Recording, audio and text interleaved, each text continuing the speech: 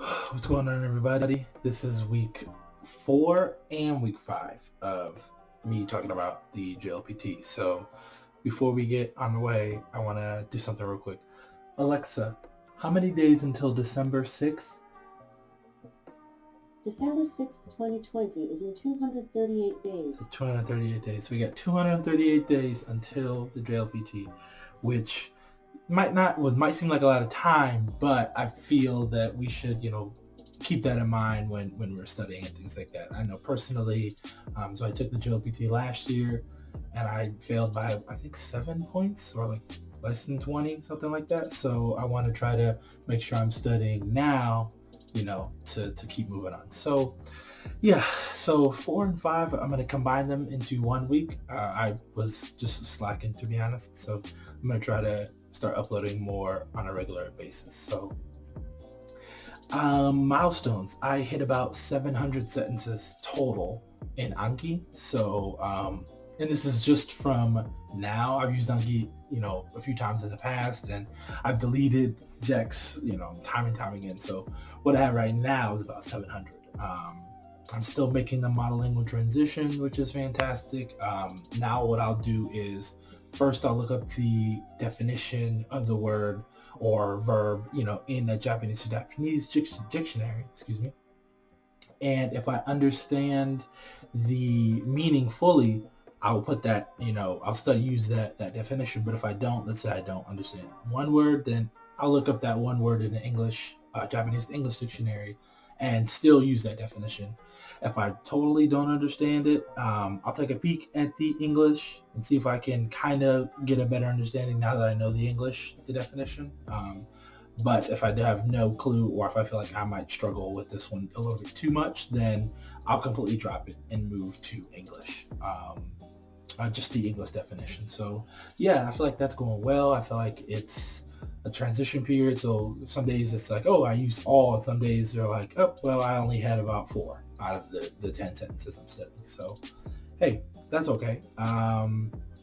So one of the things I also wanted to talk about, things that I'm personally working on with my immersion environment, is setting minimums. So on week 4, I had a lot to do on the weekend. Personal family things came up, so I didn't necessarily get to study new vocab or anything like that on Saturday and Sunday, but I still did my reviews, so that I still think it counts.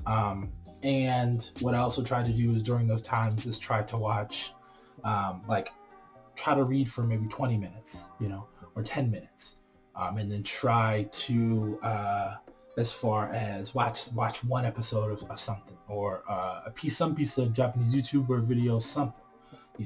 I may be busy, or I might not be able to, so I just try to do something. Something helps. Any little minimum. I feel like, we all have lives. I have a full-time job.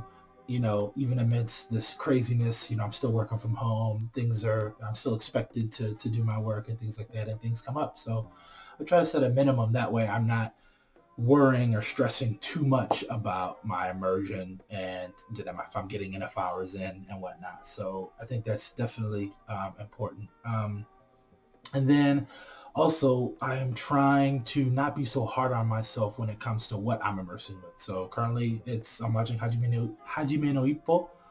So that's great. I'm also reading Demon Slayer. I'm on volume 13, I believe. And so I was getting really hard on myself recently because I'd been reading so much manga instead of also reading the light novel I wanted, like Rising of the Shield Hero. And so my problem is that I realized that I did the same thing in English. So when I was growing up, I used to live near the library, and what I would do is during the summer, or most of the time anyways, I would go to the library and get from anywhere from 10 to 30 different graphic novels, take them home, read them all in one sitting, bring them back, and do the same thing, repeat. Especially in the summertime, it was like, that's what I did on a regular basis. Unless it was raining outside, I was at the library all the time, reading comics, reading manga, reading anything I can get my hands on, that I enjoyed. And so I think that's so important when we're immersing as well. It's like doing things which are fun and have compelling input, and comprehensive as well. Like, but I feel like having fun, if it's the fun factor, you just love it. You just can't get enough of it. If it's there, keep going with that. Ride that wave. And so that's what I want to do with this manga.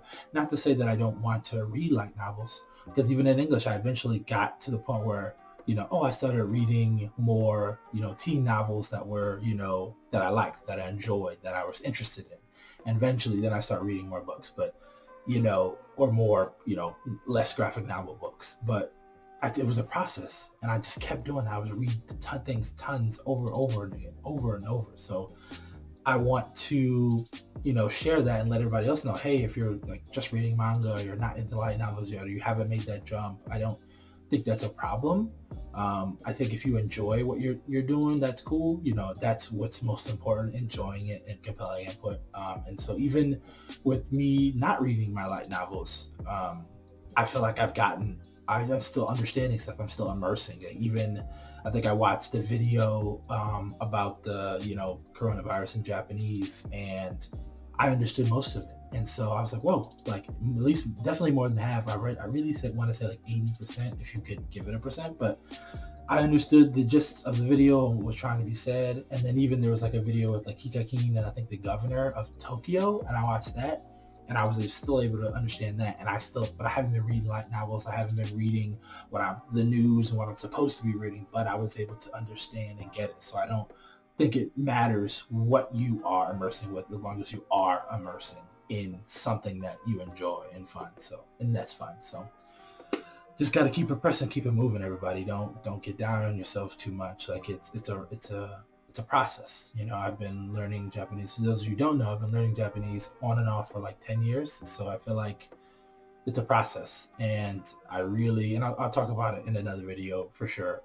More about, I think I got wrapped up in textbooks and finding the right textbook and feeling like, oh, I need to study this textbook more than I do, reading and immersing. And I don't think there's anything wrong with textbooks. I think it's important to get a good solid foundation, but I had gone through so many that I was like looking for the next thing. And I was like, well, why aren't I reading? Why aren't I, trying to enjoy the content for natives? So yeah, moving on. I created so if you follow me on Twitter, I created a list of manga that I've just been adding to. I think after I finished Demon Slayer, I think it's like 17, 18, something like that, or maybe to 20. But once I catch up, I want to start reading some short mangas, just to, the sense of accomplishment. I feel like that keeps you going, that keeps you, motivated to keep learning and keep, immersing and things like that. So I'll probably read some short stories, or some short volumes, like maybe, short volumes of manga. So probably like max like 5 or something like that. So yeah, just blast through a few funny ones, scary ones, creepy ones, things like that. What else? I'm looking down at some notes. So how, I want to talk about what I've noticed. I feel like it's helped a lot recently is my flashcards all have audio on them. So the cards I'm using Substats RS, and I'll post a link, about most of the stuff I talk about in the description below. Somebody commented on that. And most of my cards have audio on them. So on the front of the card, you'll have the Japanese text, and I will, say it either out loud or in my mind. And then on the backside, I'll hear the audio. So I think for me personally, I feel like audio sticks well with me more than like reading from books or picking up things from novels. Not to say there's anything wrong with it, but I just feel like hearing it for me sticks. It's like stuck in my brain. Or when I learn a new word, and if I'm learning it from a series I've already seen, it's going to stick in my head, more than reading will. Like, not to say, that I shouldn't be reading, but I just like to read and enjoy more than, read and make cards, unless I've seen it. I think when you do it with cards, it's like things that you've seen time and time again. And so with the audio, since I'm always immersing, or I'm immersing in this content, it's come natural. It's more like, oh wait, I've heard that before. Oh wait, I've seen that before. More than in books, when I look up a new word, it's like, oh, if I've seen it once, I try to make a card for it, which I don't recommend doing. I think after you've seen it time and time again, or it continuously comes up, it's easier to do it that way. I feel like I eventually will, once I get to a level where a lot of the stuff that I'm immersing with audio-wise, listening-wise, I've gotten almost like, close to the 90 percentile. So yeah, I think audio is perfect. It's great having audio in your cards. Like you can't go wrong with that, in my personal opinion. And then I also have some cards with the was it the Tango book, the JLPT N2 book that I'm using. I have strictly audio cards, so it'll be audio. It'll say the sentence, you'll listen to it, and then on the back there will be text. So I like that as well, because it kind of like, again, I'm listening to the sentence, I'm really trying to pick it out, and I know the JLPT has the listening sections where it's like, hey, listen to all this audio. So I think, that little prep right now of doing cards strictly with audio on the front and then text on the back will, definitely help me keep going. So yeah, what else? And I think that's about it.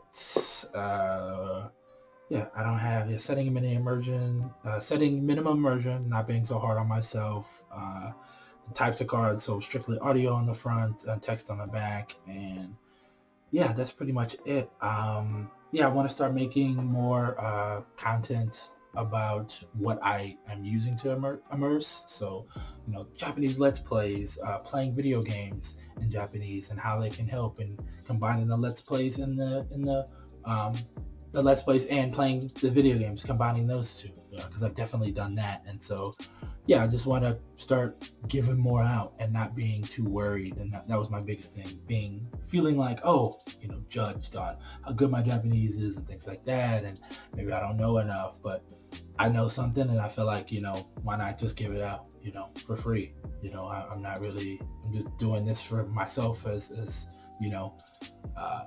documenting, and then, hey, if somebody else comes along, who, wants to learn Japanese and they don't think they can do it, I'll let them know, hey, you can do it for sure. Yeah, that's it. That's all I got. Let me know what you guys are immersing with. So recently, just Hajime no Ippo and Final Fantasy VII Remake. Been playing the mess out of the game. It's fantastic. Played it when I was a kid, and I love it now. So I've been playing it strictly in Japanese. Yeah, that's pretty much it. Just those, and Demon Slayer, reading Demon Slayer manga. So yeah, that's all I got, everybody. I'll see you next week. Peace.